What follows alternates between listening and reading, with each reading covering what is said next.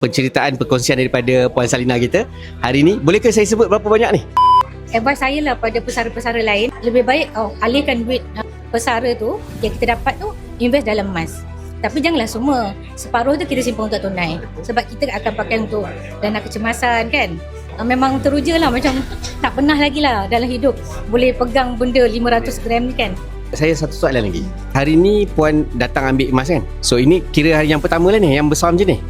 Ke ataupun sebelum ni ada? Sebelum ni dah banyak kat saya, macam saya ada koleksi Dina semua ada. Lepas tu Typhoid semua ada. Lepas tu satu lagi bunga emas semua ada.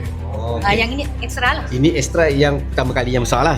So dah dapat pegang yang besar ni, apa perasaan Puan selepas Puan dah beli emas dengan Public Gold? Bayar ni bukan sikit duit ni. Betul. Lebih daripada 300 lebih. 300,000 kan. Lebih hampir setengah juta lah kan. Betul. So apa perasaan selepas dah terima emas ni? Adakah lebih confident? Adakah lebih yakin dengan Public Gold? Saya rasa memang lebih yakin lagi lah. Sebelum ni memang yakin, tapi maksudnya tunggu duit pesara tu dapat, baru saya nak alihkan. Tapi dah ada dekat tangan ni, maknanya saya akan tambah lagi lah. Semua target saya sekarang nak beli 1 kg. Yang sekali besar lah. Okey tuan-puan, nampak dengar penceritaan perkongsian daripada Puan Salina kita hari ni. Bolehkah saya sebut berapa banyak ni? Boleh. Boleh Okey, Puan Salina hari ni dia collect emas 250 gram, 2 ketul, maksud dia setengah kilo.